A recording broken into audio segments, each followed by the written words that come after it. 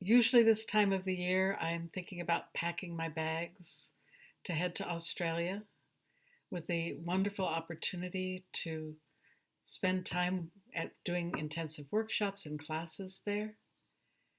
This year, I am still heading to Australia, this time, however, virtually, since we're all doing all we can to take care of ourselves, each other, and the world.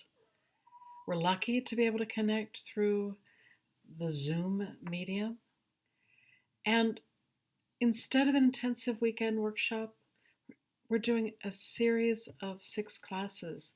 And the intent is the same, to give you an opportunity to pick things you care about and delve deeply into them, to explore them. Again, to serve yourself, to serve each other, and the world.